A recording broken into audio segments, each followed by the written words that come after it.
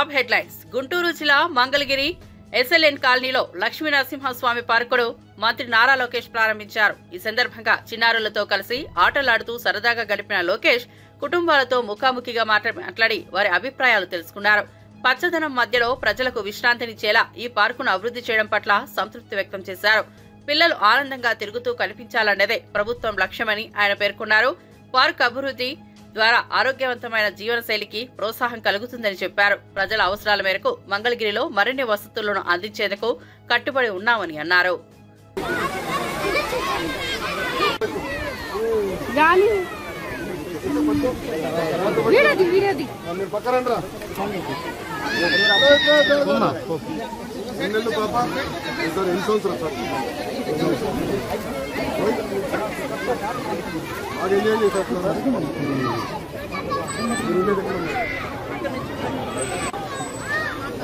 నువ్వే కాదు అందరు పట్టుకురా, ఇంట్లో వాళ్ళందరూ నడవాలి.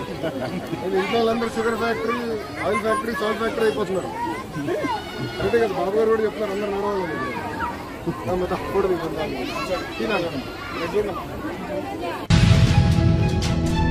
పాపిరెడ్డిపల్లిలో టెన్షన్ వాతావరణం నెలకొంది. మాజీ ఎమ్మెల్యే తోపుదుర్తి ప్రకాష్ రెడ్డి సంచలన ఆరోపణలు చేశారు. జయచంద్రారెడ్డి ఇంటిపై దాడి చేసిన వారు గతంలో హత్య కేసులో నిందితులేనని తెలిపారు. కురుబ లింగమయ్య కుమారులను టార్గెట్ చేయడంలో కూడా అదే నిందితుల చేతులు ఉన్నాయని చెప్పారు. ఈ దాడిని అడ్డుకోవాల్సిన ఎస్ఐ సుధాకర్ చురుగ్గా వ్యవహరించలేదని, బదులుగా ఆయననే మా ఎంపీటీసీలను బెదిరించాడని ఆరోపించారు. పరిటాల సునీత టికెట్ కోసం ఎస్ఐ సుధాకర్ రాజకీయాలను ఆశ్రయిస్తున్నారని ఆరోపణలు చేశారు.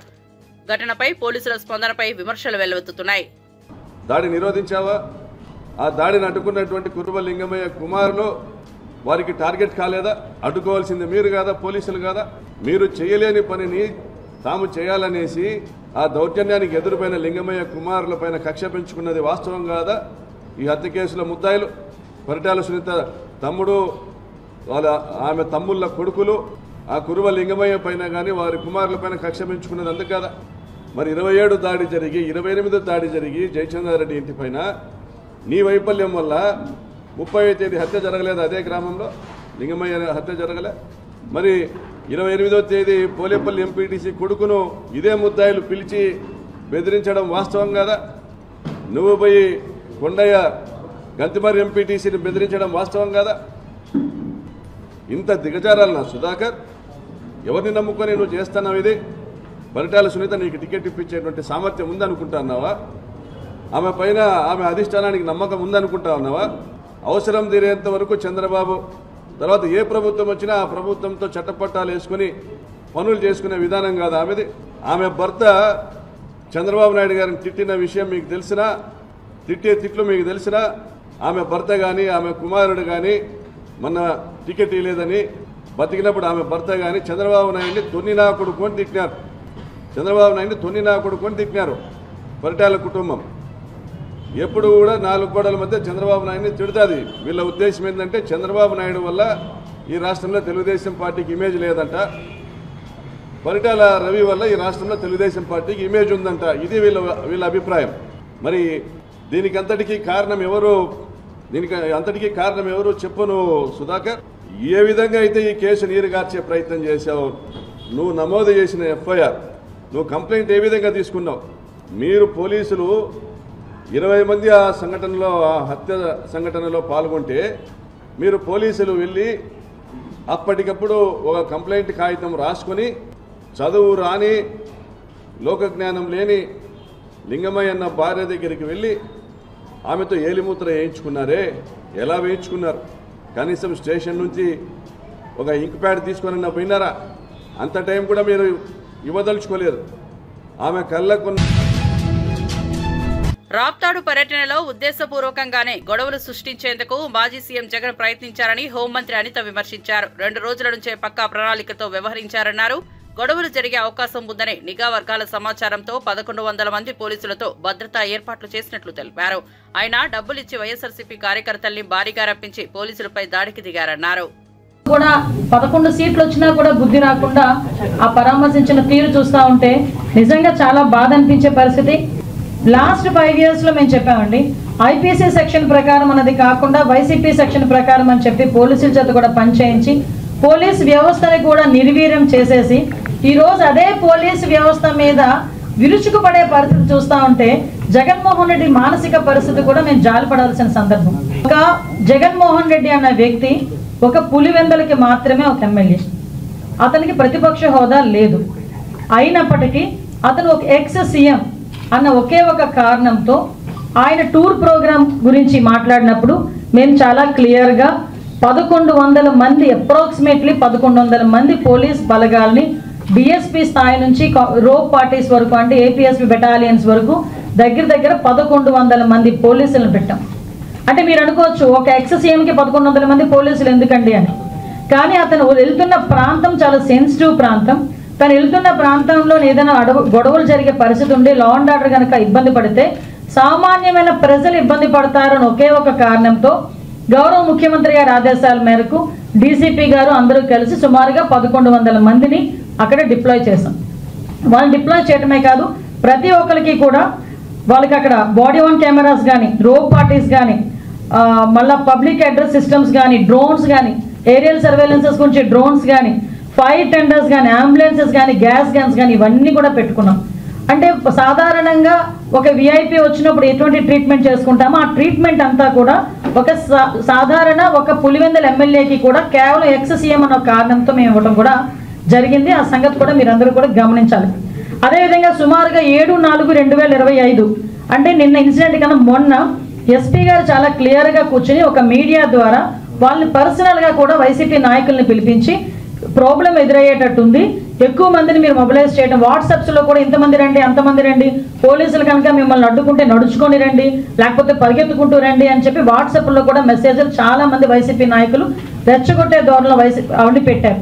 వాటి నేపథ్యంలో ఎస్పీ గారు కూడా అది చాలా నేరో రోడ్, పక్కన ఒక చెరువు ఉంది, ఒక పక్క చూస్తే కొన్ని 2-3 విలేజ్లు చాలా సెన్సిటివ్ విలేజెస్ ఉన్నాయి కాబట్టి అక్కడ మీరు వచ్చేటప్పుడు కూడా ఎక్కువ మందిని మొబిలైజ్ చేయడం కానీ, అదేవిధంగా కొంచెం అక్కడ లా అండ్ ఆర్డర్ సిచ్యువేషన్ని కొంచెం కంట్రోల్ చేయడం కానీ.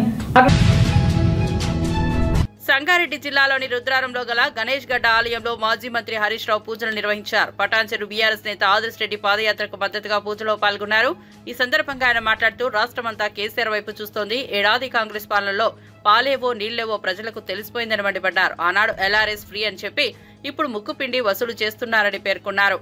రేవంత్ రెడ్డి మాటలకు ఎక్కువ చేతలకు తక్కువ అని ఫైర్ అయ్యారు. ఇక రైతు బంధు రుణమాఫీ విషయంలో రేవంత్ రెడ్డి చెప్పేవి అనే అబద్ధాలే. అసెంబ్లీలో సీఎం డిప్యూటీ సీఎం బట్టీలకు రుణమాఫీపై సవాల్ విసిరితే ఉలుకు లేదు పలుకు లేదని హరీష్ రావు అన్నారు. కేసీఆర్ ఉన్న 10 ఏళ్లలో దేశం కంటే ఎప్పుడు ఎక్కువనే ఉన్నది తప్ప ఎన్నడూ కూడా తక్కువ లేము. రేవంత్ వచ్చినాక దేశం సగటులో మనం సగానికి సగం పడిపోయినామంటే ఈయన పరిపాలన వైఫల్యం వల్ల తగ్గింది. జిఎస్టీ తగ్గింది, స్టాంప్స్ అండ్ రిజిస్ట్రేషన్ తగ్గింది, ఆర్టీఏ ఆదాయం తగ్గింది. అంటే ఏది చూసినా తగ్గుముఖం పట్టింది, తిరోగమనం పట్టింది. కేసీఆర్ తెలంగాణ నిలబెట్టిండు, రేవంత్ రెడ్డి వచ్చిన ఏడాది అర్థంలో తెలంగాణను పడగొట్టిండు. ఇది కుల్లంకుల్లా ప్రజలకు అర్థమైతా ఉంది. కేసీఆర్ చెట్లు పెడితే రేవంత్ రెడ్డి చెట్లు నరుకుతుండు. పెట్టుడు కేసీఆర్ వంత అయింది, నరకుడు రేవంత్ రెడ్డి వంత అవుతుంది. కనబట్టలేదా? మన అగ్రికల్చర్ యూనివర్సిటీలో 100 ఎకరాల భూమి తీసుకున్నాడు, అక్కడ చెట్లన్నీ నరికేసిండు అగ్రికల్చర్ యూనివర్సిటీలో. నిన్న మొన్న మీరు చూసిండ్రు హెచ్సియుల 400 ఎకరాల ఇవాళ హెచ్సియు భూముల్లో అడవులను నరికి మూగ జీవాల పాపం ఇవాళ మూట కట్టుకున్నాడు రేవంత్ రెడ్డి. హైడ్రా పేరిట పేదల బతుకులు కూల్చిండు, హెచ్సియులో అడవులు నరికి ఆ మూగ జీవాల బతుకులను కూడా కూల్చిండు రేవంత్ రెడ్డి. ఆ మూగ జీవాల ఉసురు తగులుతుంది ప్రభుత్వానికి. మనం టీవీలో పేపర్లో చూస్తున్నాం, జంగల్ కొడితే ఆ మూగ జీవాలు జింకలు వచ్చి ఇళ్లలో పడుతున్నాయి. కుక్కలు దాడి చేసి జింకల్ని 2-3 జింకల్ని కుక్కలు కొరికి చంపినాయి. ఇదంతా రేవంత్ రెడ్డి పాపం కాదా? ఏం పాపం చేసిందని ఆ మూగ జీవాలు ఉసురు పోసుకుంటున్నావు? హైడ్రా పెడితివి, పేదోళ్ళ ఇండ్లు కూల్చి వాళ్ళ ఉసురు పోసుకుంటువి. ఒక చిన్న పాప ఏడ్చింది, నా నాన్న కొనిచ్చినటువంటి వాటర్ క్యాన్ తెచ్చుకుంటా, నేను లోపలికి పోయి వాటర్ క్యాన్ తెచ్చుకుంటా అంటే కూడా ఆ చిన్న పాపను కూడా కనికరించకుండా పేదోళ్ళ ఇండ్లు కూల్చిండు రేవంత్ రెడ్డి. కేసీఆర్ది సాగు భాష అయితే రేవంత్ రెడ్డిది చావు భాష. కేసీఆర్ ఎప్పుడు మాట్లాడినా మిషన్ కాకతీయ కింద చెరువులు బాగు చేయమన్నాడు, వాగుల మీద చెక్ డ్యాములు కట్టమన్నాడు, ప్రాజెక్టులు కట్టమన్నాడు, రైతులకు నీళ్లు ఇవ్వమన్నాడు, రైతులకు నీటి తీరువా రద్దు చేసిన భాష కేసీఆర్ది. రేవంత్ రెడ్డి మాట్లాడితే ఏమవుతాడు? నీ పేగులలో వీక్తా మెడలేసుకుంటా, నేను తొండలు చొరగొడతా, తొక్కుతా, సంపుతా, సీరుతా, బట్టలు ఉడవిక్తా గిద్దప్ప సాగు భాష తప్ప ఒక్క మంచి భాష మాట్లాడిండా ముఖ్యమంత్రి? కేసీఆర్ది సాగు భాష, రేవంత్ రెడ్డిది చావు భాష. ఇంతకు మించి నువ్వు చేసింది ఏమున్నది రేవంత్ రెడ్డి అని అడుగుతా ఉన్నా.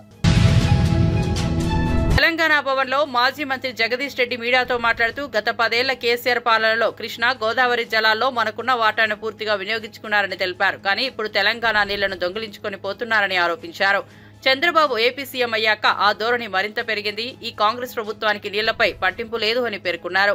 నాగార్జున సాగర్ లో ములుగు సిఆర్పీఎఫ్ బెటాలియన్ పోయి విశాఖ సిఆర్పీఎఫ్ బెటాలియన్ వచ్చిందన్నారు. ఇప్పుడు సాగర్ పూర్తిగా చంద్రబాబు చేతిలోకి వెళ్లిపోయిందన్నారు. కేసీఆర్ సీఎంగా ఉన్నన్ని రోజులు సిఆర్పీఎఫ్ బలగాలను సాగర్ కు రానివ్వలేదని బీఆర్ఎస్ నేత జగదీష్ రెడ్డి చెప్పుకొచ్చారు.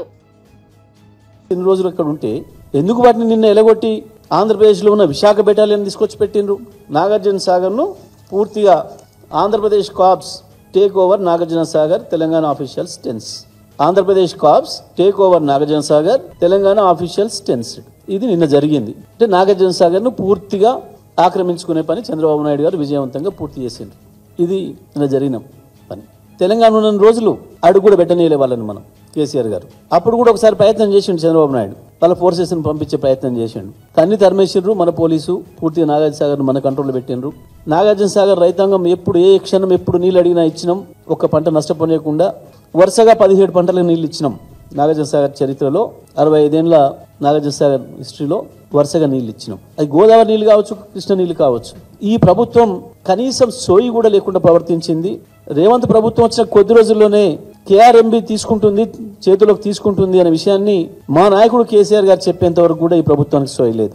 కేసీఆర్ గారి ఆదేశాల మేరకే వారికి వచ్చిన సమాచారం మేరకు మేమందరం కూడా ఆ రోజు మాట్లాడినాం. ఆ తర్వాత ఈ ప్రభుత్వం ఎదురు దాడి చేసి తప్పించుకునే ప్రయత్నం చేసింది. కేసీఆర్ అప్పచెప్పిండు అని చెప్పి తప్పించుకునే ప్రయత్నం చేసింది. కానీ కేసీఆర్ ఎప్పుడైతే నల్లగొండలో 1,00,000 మందితోని సభ పెట్టి ఒక్కసారి గర్జించిండ్రో ప్రభుత్వం తోక ముడిచి తెల్లవారి అసెంబ్లీలో తీర్మానం పెట్టింది. ఎట్టి పరిస్థితుల్లో కేఆర్ఎంబి తీసుకోవడానికి లేదు, ఇంతకాలం మా తెలంగాణ చేతులు ఎట్లయితే ఉందో మా తెలంగాణ కంట్రోల్లో ఉండాలి అని చెప్పి అసెంబ్లీలో తీర్మానం చేసి పంపించిండ్రు. మళ్ళీ తెల్లవారి నుంచి నిద్రపోయిండ్రు.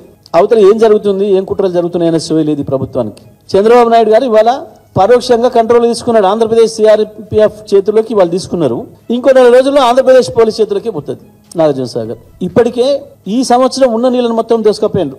వాళ్ళ వాటా మొత్తం దినంగా తాగంగా తెలంగాణ వాటాలో ఉండే నీళ్లు తెలంగాణ యాసంగి కావచ్చు, ఎండాకాలం మంచినీళ్ళ కొరకు కావచ్చు, హైదరాబాద్ మంచినీళ్లు, రంగారెడ్డి, మహబూబ్ నగర్, నల్గొండ, ఖమ్మం జిల్లాల మంచినీళ్ళ కొరకు పెట్టుకున్న నీళ్లను దొంగతనంగా దోసుకపోయిండు. ఒక్క మాట మాట్లాడలే ముఖ్యమంత్రి గాని, నీటిపారుదల శాఖ మంత్రి గాని, ఇతర మంత్రులు గాని, నల్గొండ జిల్లా, మహబూబ్ నగర్ జిల్లా, ఖమ్మం జిల్లాల మంత్రులు గాని ఒక్క మాట మాట్లాడలేదు. ఎందుకో చంద్రబాబును చూసి వణుకుతున్నారు. చాలా ఆశ్చర్యంగా ఉంది. వాళ్ళ పార్టీ అధిష్టానాల కంటే ఎక్కువ చంద్రబాబుతో మంచిగా ఉండాలన్న ప్రయత్నం ఈ రాష్ట్ర ముఖ్యమంత్రి, మంత్రులు చేస్తున్నారు. కలియుగ ప్రత్యక్ష దైవమైన తిరుమల శ్రీ వెంకటేశ్వర స్వామిని ఏపీ ఎక్సైజ్ శాఖ మంత్రి కొల్లు రవీంద్ర భక్తి శ్రద్ధలతో దర్శించుకున్నారు. స్వామివారి దర్శనానంతరం ఆయనకు టీటీడీ అధికారులు శేష వస్త్రాలు, తీర్థ ప్రసాదాలు అందజేసి సత్కరించారు. ఈ సందర్భంగా మంత్రి స్వామివారి పాదసేవలో పాల్గొని పూజా కార్యక్రమాలు నిర్వహించారు. తిరుమల శ్రీవారి దర్శనం ప్రతి ఒక్కరికి ఆధ్యాత్మిక ఉల్లాసాన్ని అందిస్తుందంటూ మంత్రి పేర్కొన్నారు. తిరుమలలోని వాతావరణం ఎంతో శాంతిదాయకంగా ఉందని చెప్పారు. ప్రజా సంక్షేమం కోసం స్వామివారి ఆశీస్సులు తప్పనిసరి అంటూ రాష్ట్ర ప్రజలు కోరికలు తీర్చాలని భగవంతుని ప్రార్థించినట్లు వెల్లడించారు.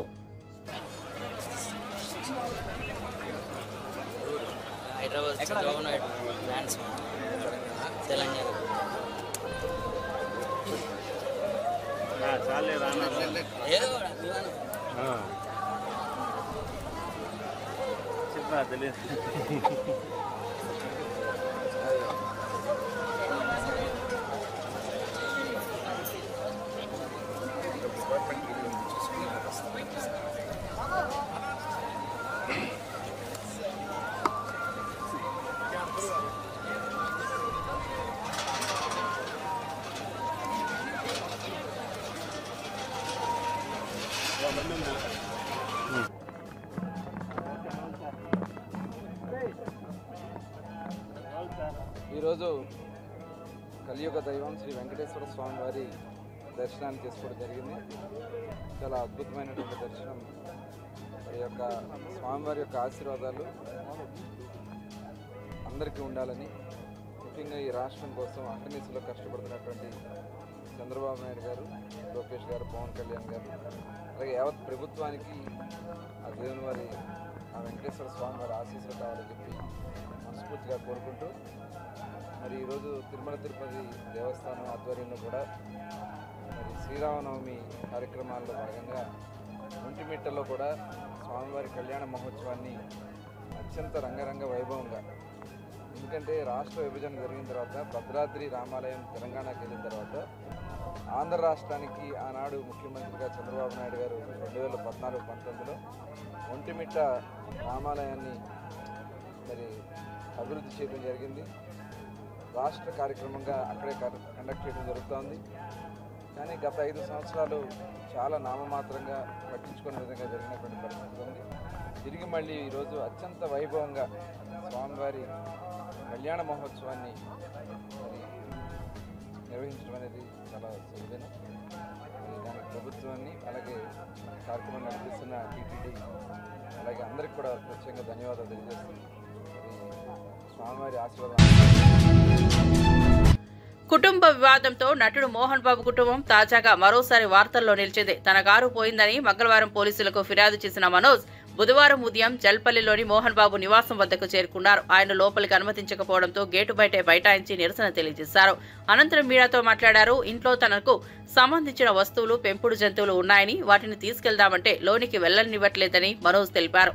ఈ క్రమంలో ఆయన పోలీసులపై ఆరోపణలు చేశారు. ప్రూఫ్స్ ఇచ్చారు, కత్తులు గన్నులతో కొట్టరా అని చెప్పి మా మీదకి వచ్చారు, కర్రలతో వచ్చారు, గన్నులు తీశారు. ఇవన్నీ ప్రూఫ్ సీఏ దగ్గర ఉన్నాయి. ఏసీపీ గారు లేరు, మోహన్ బాబు గారు చెప్పాలి అంటున్నారు. సార్ ఇది ఎక్కడ సార్? ఇంటి లోపల మా నాన్న లేరు, ఎవరు లేరు, మా పెట్స్ ఉన్నాయి, 25 మంది రౌడీ షీటర్లు ఉన్నారు. నేను డ్రోన్ పంపిస్తాను సార్ చూడండి సార్ అంటే పంపించద్దు, నేను చూడకూడదు. పోనీ నేను ఇక్కడ ఉంటాను సార్, మీరు లోపలికి వెళ్ళిన పెట్స్ నేను కుక్క పిల్లలన్నీ ఇచ్చేయండి సార్, తీసుకెళ్ళిపోతాను. 3 ఉన్నాయి సార్, వాళ్ళు నీళ్లు పెడుతున్నారు, ఏం పెడుతున్నారు, ఎండాకాలం చూసుకుంటాను సార్, పిల్లల్లా పెంచుకుంటాం వాటిని. మేము నా కాదు మీరు వెళ్ళి తండ్రి సరే దండం పెట్టుకున్నారు, కాలు పట్టుకుంటాను సార్ అని. కళ్ళల్లో నీళ్ళు వచ్చేసింది, ఆ పెట్స్ వచ్చేసి గేట్లు సందుల్లో మీకు ఏదో చీటింగ్ జరిగింది అక్కడ, we want to prove it. నేను ఆ ఆర్గ్యుమెంట్ జరిగింది, వీ ప్రూవ్డ్ ఇట్ రైట్. కోర్టులో అక్కడ ఎవరో వీళ్ళు తప్పుదారి పెట్టి కోర్టుకి చెప్పారు, జడ్జి గారు చెప్పి కోర్టుని చీట్ చేస్తారని తిట్టి అవతల వాళ్ళని కూడా ఈయన మీద వేసిన ఆర్డర్ నేను వెకేట్ చేస్తున్నానని తీసేశారు. సో ఒరిజినల్ హైకోర్టు ఆర్డర్లో ఇప్పుడు నేను ఇక్కడికి వచ్చాను. మా ఇంట్లో ఎవరు లేరు, మొత్తం anti social elements, rowdy sheeters, police లాఠీలు పెట్టుకొని ఈ అమ్మ ఫోటోలు తీసింది. ఈ అమ్మాయిని ఆపేస్తే మీరు ఎవరు రాలేదు, అమ్మ నా బెండెక్కమ్మ అని చెప్పి ఎక్కించుకొని తీసుకెళ్ళాను. ఈ తల్లిని తీసుకెళ్లిన తర్వాత తల్లి వీడియోలు తీస్తుంది. సిఐ వచ్చారు, సిఐ వచ్చేసి పాప మీద పట్టుకొని తోయడం, చక్ర పోలీసులు అందరికీ నేను అడ్డుపడిపోయాను.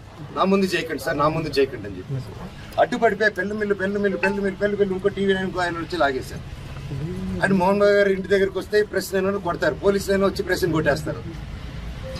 నాకు అర్థం కాలేదు. ఐఎమ్ రియలీ సారీ, నా కోసం వచ్చి నా వల్ల మీకు అదైనందుకు ఐఎమ్ రియలీ సారీ తల్లి. ఒక అన్నగా నేను ఎప్పుడు ఉంటాను, ఐఎమ్ సారీ.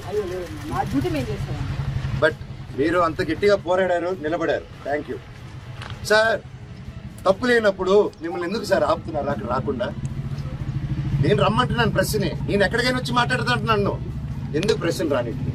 నేను ఒకటే అడిగాను సార్, హైకోర్టు ఆర్డర్ ఇదిగోండి, మీకు కూడా షేర్ చేశాను సార్, మీకు వచ్చేసి ఉంటుంది ఈ పాటికి. హైకోర్టు ఆర్డర్ ఇచ్చారు, లోవర్ కోర్టుకి చీటింగ్ చేశారు, కమిషనర్ గారు బాండ్, ఇవి 3 ఉన్నాయి, ఇవి చల్లవంటారు. పోనీ రాసి ఉందంటే మీరు రాయకూడదు అంటారు, పోనీ ప్రెస్కి చెప్పమంటే మీరు చెప్పమంటారు. సరే ఏ అధికారంతో నా ఇంట్లో మీ ఇంటికి వెళ్ళేదని మీకు ఆర్డర్ కావాలంటాడు, మీరు ఇంటికి వెళ్ళేదని మీరు ఆర్డర్ తీసుకుంటున్నారా సార్ అని?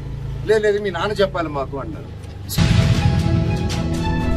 వైసీపీ మాజీ మంత్రి కారుమూరి నాగేశ్వరరావు చేసిన వివాదాస్పద వ్యాఖ్యలపై జనసేన ఎమ్మెల్యే ప్రభుత్వ విప్ బొమ్మిడి నాయక్ మాస్ వార్నింగ్ ఇచ్చారు. కార్యకర్తల జోలికి వస్తే తాట తీస్తా అంటూ ఘాటు వ్యాఖ్యలు చేశారు. రాజకీయ విభేదాల పేరుతో నరికి పారేస్తామంటూ వ్యాఖ్యలు చేయడం అనాగరికమైన చర్య అని మండిపడ్డారు. ప్రజాస్వామ్యంలో ప్రతిపక్షాలను గౌరవించాల్సిన బాధ్యత ఉండాలని హితవు పలికారు. రాజకీయాల్లో సంస్కారం లేకపోతే ప్రజలే గుణపాఠం చెబుతారని హెచ్చరించారు. ఈ వ్యాఖ్యలతో రాజకీయ వాతావరణం మరింత వేడెక్కింది. మంత్రి చేసిన కారుమూరి నాగేశ్వరరావు ఆయన పార్టీ మీటింగ్ లో మాట్లాడుతున్నాడు. ఆయన తెలుగుదేశం పార్టీ నాయకులు కానీ ఎవరిని ఉంటే గనక గుంటూరు యువతల నుంచి వచ్చి ఆయన బయటకు లాగి కొడతాడంట. అదే మరి గుంటూరు దాటితే అంట ప్రాణాలు తీసేస్తారంట. ఏమైంది న్యాయమే చెప్పండి? మన ప్రజాస్వామ్యంలో మనం ఉంటున్నాం కదా, అంటే చంపుకునే పరిస్థితి అంటే గత 5 సంవత్సరాలు చేశారు. ఆ నాయకుడు సహకరించారు వాళ్ళకి. ఒరే కారుమూరు నాగేశ్వరరావు, నా కొడగా చెప్తున్నా నీకు, మా నాయకుల జోలికి ఏమన్నా వస్తే తాట తీసేస్తాను. ఈ సందర్భంగా నేను తెలియజేస్తున్నా. నేను సహించాం. మేము ప్రజల కోసం, ప్రజల సమస్యల కోసం మేము నిలబడ్డాం. మేము నా కొడగలారు మీరు మాట్లాడే తీరుకి గుణపాఠం జరుగుతుంది. మరేదో చెప్తున్నా, మీరు మాట్లాడే తీరు మార్చుకోండి.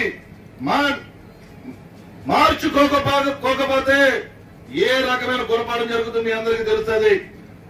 మీరు ఒళ్ళు దగ్గర పెట్టి మాట్లాడాలని చెప్తున్నా. చాలా గౌరవిస్తున్నాం. ప్రజల కోసం పనిచేస్తున్నాం. మేము ప్రజల సమస్యల కోసం పనిచేస్తున్నాం. మేము మీరు ఇష్టం వచ్చినట్టు మాట్లాడితే, మా నాయకుల కోసం మాట్లాడితే గతంలో సహించాం. ఎక్కడా కూడా లేదని చెప్పి ఈ సందర్భంగా తెలియజేస్తున్నా. నేను ఎక్కడైనా కానీ నోటు దారారా అక్కడ నీ నియోజకవర్గంలో ప్రజలందరూ కూడా బట్టలు తీసి నేను కొట్టేదని చెప్పి ఈ సందర్భంగా నేను తెలియజేస్తున్నా. అంటే నేను మాట్లాడదలుచుకోలేదు. నేను మాట్లాడే అవకాశం మీరు కల్పిస్తున్నారు. మీరు ప్రజల కోసం, అభివృద్ధి కోసం, రాష్ట్రం కోసం, రాష్ట్ర భవిష్యత్తు కోసం మేము ఈ ఎన్డీఏ కూటమి పనిచేస్తుంది. మీరు ఎవరు మాట్లాడినా సరే, అంబటి రాంబాబు గాని నువ్వు గాని ఎవరైనా సరే ఒళ్ళు దగ్గర పెట్టుకుని మాట్లాడవలసిందిగా నేను ఈ సందర్భంగా సభాముఖంగా మీ అందరికీ తెలియజేస్తున్నానని చెప్పి. హెచ్సియు భూ ఉద్యమంపై బీఆర్ఎస్ యువజన నాయకుడు కొలతం దిలీప్ సూటిగా ప్రభుత్వాన్ని నిలదీశారు. 100 కేసులు పెట్టినా తాము వెనక్కు తగ్గబోమని ప్రజల పక్షాన ప్రశ్నిస్తూనే ఉంటామని స్పష్టం చేశారు. కంచె గచ్చిబౌలిలో అడవులు, నెమళ్లు, జింకలు ఉన్నది వాస్తవమేనని, సెలవుల్లో బుల్డోజర్లను పంపడము నిజమేనని, హెచ్సియు విద్యార్థుల పోరాటం వాస్తవమని గుర్తు చేశారు. తాము ఫోటోలు పెట్టడం వల్లే ఉద్యమం మొదలైందని, అబద్దమని, వాస్తవాలు స్పష్టంగా ఉండగానే తమపై అక్రమ కేసులు పెట్టడాన్ని తీవ్రంగా ఖండించారు. సుప్రీంకోర్టు చురకలేసినా రేవంత్ ప్రభుత్వం మారడం లేదంటూ ఆయన ఆవేదన వ్యక్తం చేశారు. ఒకటేం మేము చెప్పదలుచుకున్నామంటే, మేము నిజం వైపున ఉన్నాం కాబట్టి మేము ధైర్యంగా ఉన్నాం. వీళ్ళు ఒక కేసు కాదు 100 కేసులు పెట్టినా కానీ మేము వెనక్కి పోయేది లేదు, బెదిరేది లేదు. ఈ ప్రభుత్వాన్ని ప్రశ్నిస్తూనే ఉంటాం. ఒక్కటి స్పష్టంగా అడగదలుచుకునే వాళ్ళు ఏంటంటే, ఈ ప్రభుత్వం అబద్దమని దేన్ని అంటున్నది? కంచెగచ్చిబౌలి అడవి ఉన్నది అబద్దమని అంటున్నదా? కంచెగచ్చిబౌలి అడవిలో నెమళ్ళు, లేళ్లు, ఇతర జంతువులు ఉన్నది అబద్దమని అంటున్నారా? దాని మీదకి 3 రోజులు సెలవులు ఉన్నప్పుడు బుల్డోజర్లు పంపిన విషయం అబద్దమా? ఆ బుల్డోజర్లకు విద్యార్థులు, హెచ్సియు విద్యార్థులు అడ్డం నిలబడ్డ మాట వాస్తవమా అబద్దమా? వాళ్ళ మీద లాఠీచార్జ్ చేసి వాళ్ళని అరెస్ట్ చేసి ఆ అడవిని ధ్వంసం చేసిన మాట వాస్తవమా అబద్దమా? ఇన్ని వాస్తవాలు కళ్ళ ముంగట ఉంటే ఇప్పటికి కూడా ఇంకా మాలాంటి వాళ్ళ మీద అక్రమ కేసులు పెట్టి మేమేదో ఇమేజ్లు పెట్టడం వల్ల ఈ ఉద్యమం చెలరేగిందని అనడం అన్నిటికన్నా పెద్ద అబద్ధం. ఇంకో విషయం కూడా చెప్పదలుచుకున్నాం ఏంటంటే, దేశంలో అత్యున్నత సుప్రీంకోర్టు ఈ ప్రభుత్వానికి తలంటినా కానీ ఇంకా బుద్ధి రావడం లేదు. వాళ్ళు చాలా స్పష్టంగా హైకోర్టు రిజిస్ట్రార్ని పంపించి ఇక్కడ అడవి ధ్వంసమైందనే నివేదిక తెప్పించుకొని ఈ ప్రభుత్వానికి చాలా గట్టిగా మందలించినారు. అయినా కూడా ఇంకా ఈ పిచ్చి కేసులు పెట్టి ఏదో ప్రజల దృష్టి మరల్చాలని ట్రై చేస్తున్నది ఈ రేవంత్ రెడ్డి ప్రభుత్వం. మేము ఒకటే చెప్పదలుచుకున్నాం, సుప్రీంకోర్టులో న్యాయం గెలుస్తుందన్న నమ్మకం మాకుంది. ఇక్కడ లోకల్ కోర్టులో మా మీద పెట్టిన కేసుల మీద మేము తప్పనిసరిగా న్యాయ వ్యవస్థను ఆశ్రయిస్తాం. అక్కడ మాకు రిలీఫ్ వస్తుందన్న నమ్మకం ఉంది. ఇవాళ 10 గంటల్లో 11 గంటల్లో మమ్మల్ని ఇక్కడ కూర్చోబెట్టినంత మాత్రాన మేము వెనక్కి తగ్గేది లేదు. ఈ పోరాటం లాజికల్ కంక్లూజన్ పోయేంత వరకు మేము కొట్లాడుతూనే ఉంటాం.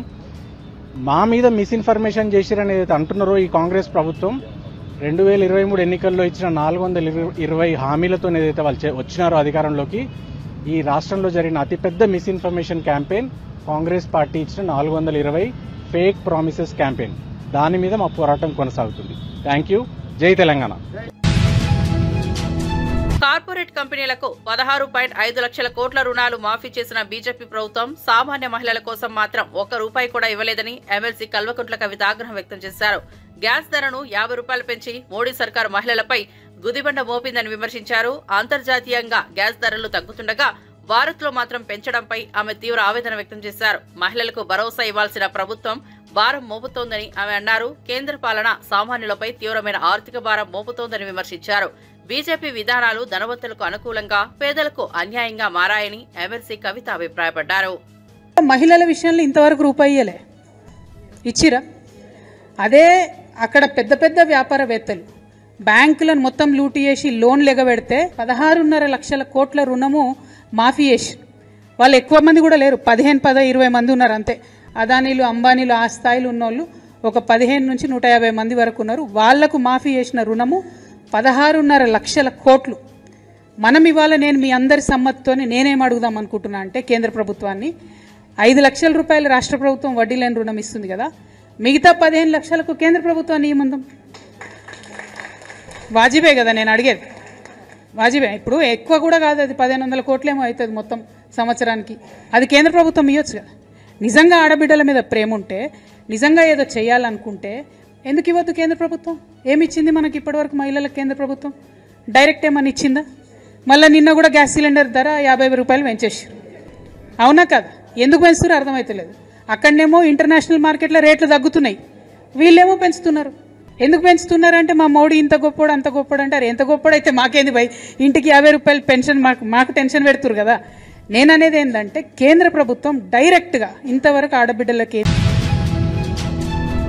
తెలుగు స్క్రైబ్ ప్రచురించిన ఓ వార్తను షేర్ చేశారన్న కారణంతో దళితులను అరెస్ట్ చేయించిన కాంగ్రెస్ ఎమ్మెల్యే కడియం శ్రీహరి వ్యవహారం తీవ్ర దుమారం రేపుతోంది.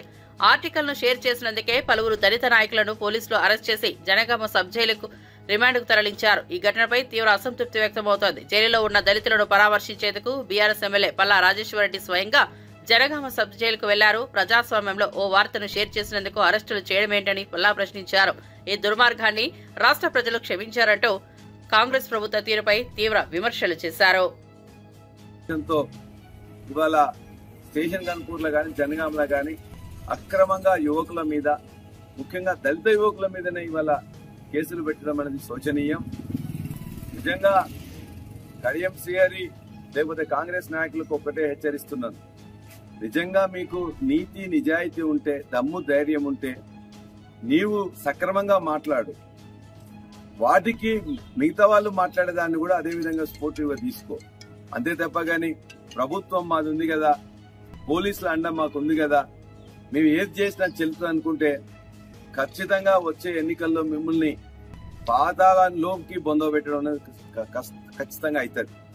మీరు అనుకుంటున్నారు ఇవాళ విజయ్ని లోపల పెట్టినంత మాత్రాన విజయ్కి ఎవరు లేక కాదు, లేకపోతే మేమందరం కూడా చట్టాన్ని కట్టుబడి ఉన్నాం కాబట్టి న్యాయస్థానం ద్వారానే బెయిల్ కోసం అని చెప్పి ప్రయత్నం చేస్తున్నాం.